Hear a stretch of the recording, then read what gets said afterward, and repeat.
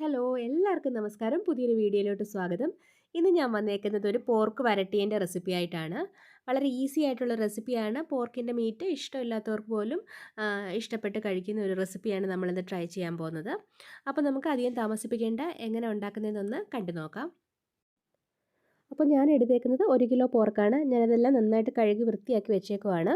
ഇനി നമുക്ക് ഒരു കുക്കറിലോട്ട് ഇട്ട് കൊടുത്തിട്ട് ഇതൊന്ന് കുക്ക് ചെയ്തെടുക്കണം. അപ്പോൾ ഞാനൊരു കുക്കർ എടുത്തിട്ടുണ്ട്. നമ്മൾ കഴുകി വൃത്തിയാക്കി വെച്ചിട്ടുള്ള പോർക്ക് നമുക്ക് അതിലോട്ട് ചേർത്ത് കൊടുക്കാം. എന്നിട്ട് നമുക്ക് ബാക്കി എന്തൊക്കെയാണ് വേണ്ടതെന്ന് നോക്കാം. ഇതിലോട്ട് ഇനി ഞാൻ ചേർത്ത് കൊടുക്കുന്നത് മഞ്ഞൾപ്പൊടിയാണ്. ഒരു 1/2 ടീസ്പൂൺ മഞ്ഞൾപ്പൊടിയാണ് ചേർത്ത് കൊടുക്കുന്നത്. പിന്നെ വേണ്ടുന്നത് ഉപ്പാണ്. ഞാനിപ്പം 1 ടീസ്പൂണാണ് ചേർത്ത് കൊടുക്കുന്നത്. പിന്നെ നമുക്ക് ബാക്കി വേണമെങ്കിൽ നമുക്ക് വീണ്ടും ചേർത്ത് കൊടുക്കാവുന്നതാണ്. അതിനുശേഷം ഞാൻ ചേർക്കുന്നത് കുരുമുളക് പൊടിയാണ്. കുരുമുളക് പൊടി ഒരു 1 ടീസ്പൂൺ ചേർത്ത് കൊടുത്തിട്ടുണ്ട്. എന്നിട്ട് നമുക്കിതിലോട്ട് വെള്ളം ചേർത്ത് കൊടുക്കാം. ഞാൻ ഏകദേശം ഒരു 1/2 ഗ്ലാസ് വെള്ളത്തോളം അതിനകത്തിലോട്ട് ചേർത്ത് കൊടുത്തിട്ടുണ്ട്. ഇനി നമുക്ക് കുക്കർ അടച്ച് വെച്ചിട്ട് ഒരു 2 വിസിൽ വരുന്നിടം വരെ നമുക്ക് കുക്ക് ചെയ്തെടുക്കാം. നമ്മൾ വാങ്ങിക്കുന്ന മീറ്റിനനുസരിച്ച് നമ്മുടെ ഈ കുക്കിംഗ് ടൈം വ്യത്യാസം വരുന്നതാണ്. ഇപ്പം ഞാൻ 2 വിസിലാണ് അടിക്കുന്നത്. അപ്പോൾ നിങ്ങളുടെ മീറ്റിനനുസരിച്ച് വേണമെങ്കിൽ 2ഓ 3ഓ വേണമെങ്കിൽ 1 വിസിലിൽ ചിലപ്പം വെന്ത് കിട്ടുമായിരിക്കും. അപ്പോൾ അതൊക്കെ നോക്കിയിട്ട് വേണം നമ്മളത് കുക്ക് ചെയ്തെടുക്കാൻ വേണ്ടിയിട്ട്. അപ്പം നമ്മുടെ പോർക്ക് അവിടെ നിന്ന് വേവുന്ന സമയം കൊണ്ട് നമുക്ക് ബാക്കി എന്തൊക്കെയാണ് വേണ്ടതെന്ന് നോക്കാം. ഞാനൊരു ചീനച്ചട്ടി അടുപ്പത്തോട്ട് വെച്ചിട്ടുണ്ട്. അപ്പം ചീനച്ചട്ടിയിനകത്തോട്ട് 2 ടേബിൾ സ്പൂൺ വെളിച്ചെണ്ണ ഒഴിച്ചിട്ടുണ്ട്. വെളിച്ചെണ്ണ നന്നായിട്ട് ചൂടായി കഴിയുമ്പോൾ നമുക്ക് അതിലോട്ട് കുറച്ച് ഹോൾ സ്പൈസസ് ചേർത്ത് കൊടുക്കാം.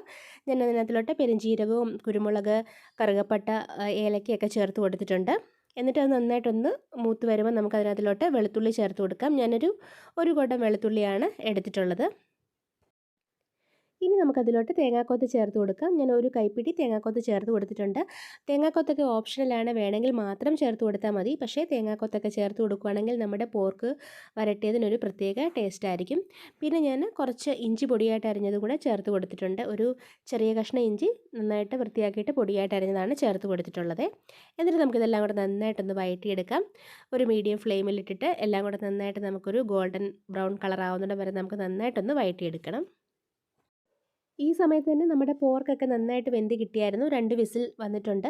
ഞാൻ കുക്കറൊക്കെ ഓഫ് ചെയ്തിട്ട് സ്റ്റൗ ഓഫ് ചെയ്തിട്ട് കുക്കറൊക്കെ അവിടെ നിന്ന് സ്റ്റീമൊക്കെ പോകാൻ വേണ്ടിയിട്ടൊന്ന് മാറ്റി വെച്ചിട്ടുണ്ട്. അപ്പോൾ നമ്മുടെ വെളുത്തുള്ളി ഇഞ്ചിയൊക്കെ നന്നായിട്ടൊന്ന് വഴണ്ട് കിട്ടുന്നിടം വരെ നമുക്ക് നന്നായിട്ടൊന്ന് ഇളക്കി കൊടുക്കാം. അപ്പോൾ ഇഞ്ചിയും വെളുത്തുള്ളിയൊക്കെ ഇതുപോലെയൊക്കെ ഒന്ന് മൂത്ത് വരുമ്പോൾ നമുക്കിതിലോട്ട് പച്ചമുളക് ചേർത്ത് കൊടുക്കാം. പച്ചമുളക് ചേർത്തതിന് ശേഷം നമുക്കിനി വേണ്ടുന്നത് സവാളയാണ്. ഞാനൊരു 3 ചെറിയ സവാള നീളത്തിൽ അരിഞ്ഞിട്ടാണ് ചേർത്ത് കൊടുക്കുന്നത്. സവാളയ്ക്ക് പകരം നമുക്ക് വേണമെങ്കിൽ ചെറിയുള്ളി വേണമെങ്കിൽ ചേർത്ത് കൊടുക്കാവുന്നതാണ്. അല്ലെങ്കിൽ പകുതി സവാള പകുതി ചെറിയുള്ളി അങ്ങനെ വേണമെങ്കിൽ നമുക്ക് ചേർത്ത് കൊടുക്കാവുന്നതാണ്. അപ്പം ഞാൻ സവാള ചേർത്ത് കൊടുത്തിട്ട് ഞാനിപ്പോൾ സവാള മാത്രമേ ചേർത്ത് കൊടുക്കുന്നുള്ളൂ. അപ്പം ഇത് ചേർത്ത് കൊടുത്തിട്ട് നമുക്ക് നന്നായിട്ടൊന്ന് ഇളക്കി കൊടുക്കണം. നന്നായിട്ട് എല്ലാം ഒന്ന് മിക്സായി കിട്ടുന്നിടം വരെ നമുക്ക് നന്നായിട്ട് ഇളക്കി കൊടുക്കാം. ഇനി ഇതിലോട്ട് നമുക്ക് നമ്മുടെ സവാളയൊന്ന് വഴണ്ട് കിട്ടാൻ വേണ്ടിയിട്ട് ആവശ്യത്തിന് ഉപ്പ് കൂടി ചേർത്ത് കൊടുക്കാം. ഒരു 1/2 ടീസ്പൂൺ ഉപ്പാണ് ചേർത്ത് കൊടുക്കുന്നത്. കൂടെ തന്നെ ഞാനൊരു 1/2 ടീസ്പൂൺ മഞ്ഞൾപ്പൊടിയും കൂടെ ചേർത്ത് കൊടുക്കുവാണേ. ഉപ്പും മഞ്ഞൾപ്പൊടിയും ചേർത്തതിന് ശേഷം നമുക്ക് ഒന്നുകൂടി നന്നായിട്ടൊന്ന് വഴറ്റിയെടുക്കാം. സവാളയൊക്കെ നല്ലതായിട്ട് സോഫ്റ്റായി കിട്ടുന്നിടം വരെ നമുക്ക് നന്നായിട്ടൊന്ന് വഴറ്റിയെടുക്കണം. അപ്പോൾ നമ്മുടെ സവാളയൊക്കെ പെട്ടെന്നൊന്ന് സോഫ്റ്റായി കിട്ടാൻ വേണ്ടിയിട്ട് നമുക്ക് വേണമെങ്കിൽ ഒന്ന് അടച്ചു വെച്ചിട്ട് കുക്ക് ചെയ്യാവുന്നതാണ്. ഇങ്ങനെ അടച്ചു വെച്ച് ഒരു 2-3 മിനിറ്റ് ഒന്ന് കുക്ക് ചെയ്യുമ്പം സവാളയൊക്കെ പെട്ടെന്ന് സോഫ്റ്റായി കിട്ടുന്നതാണ്. അപ്പോൾ ഇങ്ങനെ അടച്ചു വെച്ച് കുക്ക് ചെയ്യുമ്പോൾ ഇടയ്ക്കിടയ്ക്ക് ഒന്ന് തുറന്നിട്ട് നമ്മൾ ഒന്ന് ഇളക്കി കൊടുക്കാൻ വേണ്ടിയിട്ട് പ്രത്യേകം ശ്രദ്ധിക്കണം. അല്ലെങ്കിൽ ഉള്ളിയൊക്കെ അടിയിൽ പിടിക്കാൻ വേണ്ടിയിട്ട് ചാൻസ് ഉണ്ട്. അപ്പോൾ നമുക്ക് മൂടി തുറന്നിട്ട് നന്നായിട്ട് ഒന്നുകൂടി ഒന്ന് ഇളക്കി കൊടുക്കാം. അതിന് ശേഷം എല്ലാം കൂടെ ഒന്ന് മിക്സ് ചെയ്തതിന് ശേഷം നമുക്കിതിലോട്ട് കറിവേപ്പില ചേർത്ത് കൊടുക്കാം.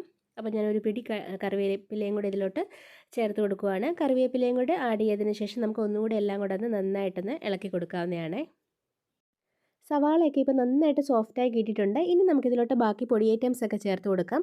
അപ്പോൾ ഞാൻ എടുത്തേക്കുന്നത് 3 ടേബിൾ സ്പൂൺ വീതം മുളക് പൊടിയും മല്ലിപ്പൊടിയുമാണ്. 1 ടേബിൾ സ്പൂൺ ഗരം മസാലയും 1 ടീസ്പൂൺ കുരുമുളക് പൊടി എടുത്തിട്ടുണ്ട്. ഞാനിപ്പം മുളക് പൊടി എടുത്തേക്കുന്നത് കാശ്മീരി മുളകും എരിവുള്ള മുളകും കൂടെ രണ്ടും കൂടെ മിക്സ് ചെയ്ത് പൊടിപ്പിച്ച മുളക് പൊടിയാണ് എടുത്തേക്കുന്നത്. അപ്പം നമുക്ക് ഇതെല്ലാം ഇട്ട് കൊടുത്തിട്ട് നന്നായിട്ടൊന്ന് വഴറ്റിയെടുക്കാം. ഒരു മീഡിയം ഫ്ലെയിമിലിട്ടിട്ട് നന്നായിട്ട് നമുക്കിതൊന്ന് മൂപ്പിച്ചെടുക്കാവുന്നതാണ്. നമുക്കൊരു 1-2 മിനിറ്റ് ഇങ്ങനെ ഒന്ന് ഇളക്കി കൊടുക്കാം. ഈ സമയത്ത് തന്നെ ഞാൻ കുക്കർ ഓപ്പൺ ചെയ്തിട്ടുണ്ടായിരുന്നു. നമ്മുടെ മീറ്റൊക്കെ നന്നായിട്ട് വെന്ത് കിട്ടിയിട്ടുണ്ട്. അപ്പോൾ വെള്ളവും നെയ്യും ഒക്കെ നന്നായിട്ട് തെളിഞ്ഞ് കിടപ്പുണ്ട്. നമുക്ക് ആ നെയ്യും വെള്ളവും കൂടെ കുറച്ച് നമ്മുടെ ഈ ഉള്ളിക്കകത്തിലോട്ട് ഒഴിച്ചു കൊടുക്കാം. എന്നിട്ട് നമുക്ക് ഇത് എല്ലാം കൂടെ നന്നായിട്ടൊന്ന് മിക്സ് ചെയ്തിട്ട് നമുക്ക് ഒന്നുകൂടി ഒന്ന് കുക്ക് ചെയ്തെടുക്കാം. അപ്പോൾ നമ്മുടെ മസാലയൊക്കെ നന്നായിട്ട് കുക്കായി കിട്ടും. നന്നായിട്ടൊന്ന് കുറുകി കിട്ടുന്നതാണ് നമ്മുടെ ഈ വെള്ളം ഇതിനകത്തോട്ട് ഒഴിച്ചിട്ട് ഒരു 2-3 മിനിറ്റ് നന്നായിട്ടൊന്ന് ഇളക്കി കൊടുത്തു കഴിയുമ്പോൾ നമ്മുടെ മസാല നന്നായിട്ട് വെന്ത് കിട്ടുന്നതാണ്. ഇപ്പം നമ്മുടെ മസാലയൊക്കെ നന്നായിട്ട് വെന്ത് കിട്ടിയിട്ടുണ്ട്. ഇനി നമുക്ക് ബാക്കി നമ്മുടെ പോർക്ക് നമ്മൾ വേവിച്ച് വെച്ചത് നമുക്ക് ഇതിനകത്തിലോട്ട് ചേർത്ത് കൊടുക്കാവുന്നതാണ്. ഇപ്പം നോക്കുവാണെങ്കിൽ നമ്മുടെ പോർക്കിൻ്റെ മീറ്റൊക്കെ നന്നായിട്ട് വെന്ത് കിട്ടിയിട്ടുണ്ട്. കറക്റ്റ് പരുവാണ്. ഒരു വിസിലൂടെ എക്സ്ട്രാ അടിച്ചാൽ ചിലപ്പോൾ അത് പൊടിഞ്ഞു പോകാൻ ചാൻസ് ഉണ്ട്. അപ്പോൾ നമ്മൾ ഇറച്ചി വാങ്ങുമ്പോൾ അത് നോക്കിയിട്ട് വേണം നമ്മളത് എത്ര വിസിലടിക്കണമെന്നുള്ളത് തീരുമാനിക്കാൻ. അപ്പം ഒരുപാട് അടിച്ച് അത് ഒത്തിരി അങ്ങ് വെന്തുടഞ്ഞു പോയാൽ ഒരു ടേസ്റ്റും ഉണ്ടാവില്ല. കറക്റ്റായിട്ട് വെന്ത് കിട്ടണം. അപ്പം ഞാൻ 2 വിസിലാണ് അടിച്ചിട്ടുള്ളത്. അപ്പം നിങ്ങൾ ഉണ്ടാക്കുമ്പം പ്രത്യേകം ശ്രദ്ധിക്കണം. അത് അധികം ഓവറായിട്ട് കുക്കായി പോവാതിരിക്കാനായിട്ട് പ്രത്യേകം ശ്രദ്ധിക്കണേ. ഞാനിപ്പം മീറ്റ് കുക്ക് ചെയ്യാൻ നേരം 1/2 ഗ്ലാസ് വെള്ളം മാത്രമാണ് ഒഴിച്ചിട്ടുള്ളത്. ഇപ്പം നമ്മൾ കറിയൊക്കെ വെക്കുവാണെങ്കിൽ നമുക്ക് കുറച്ചുകൂടി ചാറൊക്കെ വേണമെന്നുണ്ടെങ്കിൽ നമുക്ക് 1 ഗ്ലാസ് വെള്ളമൊക്കെ ചേർത്ത് കൊടുക്കാവുന്നതാണ്. ഇപ്പം എനിക്കിത് പോർക്ക് ഞാൻ വരട്ടാൻ വേണ്ടിയാണ് എടുത്തിട്ടുള്ളത്. അതുകൊണ്ട് ഇത് കറക്റ്റാണ്. അപ്പോൾ ഈ വെള്ളത്തിൽ കിടന്നിട്ട് മീറ്റ് ഒന്നുകൂടി നന്നായിട്ടൊന്ന് കുക്കായിട്ട് ആ മസാലയൊക്കെ അതിനകത്തിലോട്ട് നന്നായിട്ട് പിടിക്കണം. അപ്പോൾ നമുക്കൊരു മീഡിയം ഫ്ലെയിമിലിട്ടിട്ട് ഇങ്ങനെ ഇളക്കി ഇളക്കി മസാലയൊക്കെ ഇറച്ചിയിലോട്ട് നന്നായിട്ട് പിടിക്കത്തക്ക വണ്ണം നമുക്ക് നന്നായിട്ടൊരു 10-15 മിനിറ്റ് നമുക്കിങ്ങനെ കുക്ക് ചെയ്തെടുക്കാം. പോർക്കിൻ്റെ കറക്റ്റ് ടേസ്റ്റ് കിട്ടണമെങ്കിൽ നമ്മൾ ആഡ് ചെയ്ത മസാലയൊക്കെ അതിൽ ഇറച്ചിയിലോട്ട് നന്നായിട്ട് പിടിച്ച് കിട്ടണം.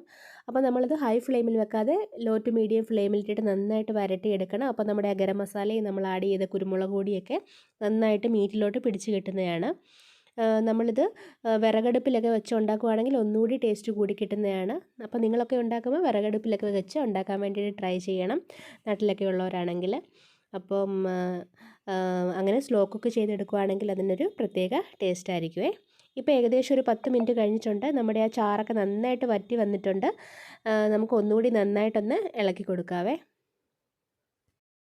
ഇപ്പം ഞാൻ എടുത്തേക്കുന്ന ഒരു സ്റ്റീലിൻ്റെ പാത്രമാണ്.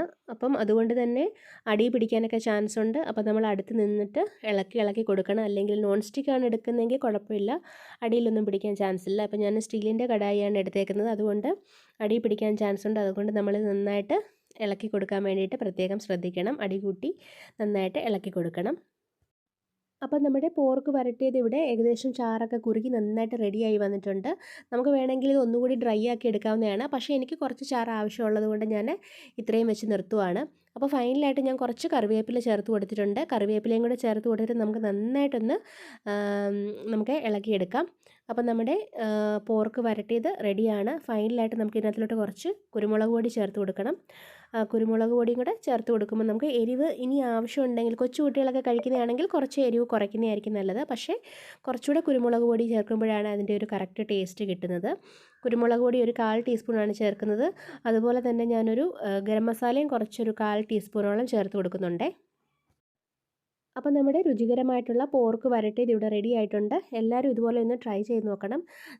എല്ലാവരും അല്ല, പോർക്ക് കഴിക്കുന്നവരും പോർക്ക് വീട്ടിൽ വാങ്ങുന്നവരും ഇഷ്ടമുള്ളവരും ഒക്കെ ഇതുപോലെ ഒന്ന് ട്രൈ ചെയ്ത് നോക്കാൻ വേണ്ടിയിട്ട് ശ്രമിക്കണം. എന്നിട്ട് നിങ്ങളുടെ വിലപ്പെട്ട ഫീഡ്ബാക്ക് അറിയിക്കാൻ മറക്കരുത്. അപ്പോൾ നമുക്ക് പുതിയൊരു വീഡിയോ ആയിട്ട് നമുക്ക് വീണ്ടും കാണാം. അപ്പം നിങ്ങൾക്ക് വീഡിയോകളൊക്കെ ഇഷ്ടപ്പെടുകയാണെങ്കിൽ ചാനലൊന്ന് സബ്സ്ക്രൈബ് ചെയ്യാൻ മറക്കരുത്. അപ്പോൾ നിങ്ങളുടെ ഫ്രണ്ട്സിനും ഫാമിലിക്കൊക്കെ ഒന്ന് ഷെയർ ചെയ്ത് കൊടുക്കാനും മറക്കരുത്. അപ്പോൾ നമുക്ക് പുതിയൊരു വീഡിയോ ആയിട്ട് നമുക്ക് വീണ്ടും കാണാം. അതുവരേക്കും ബൈ.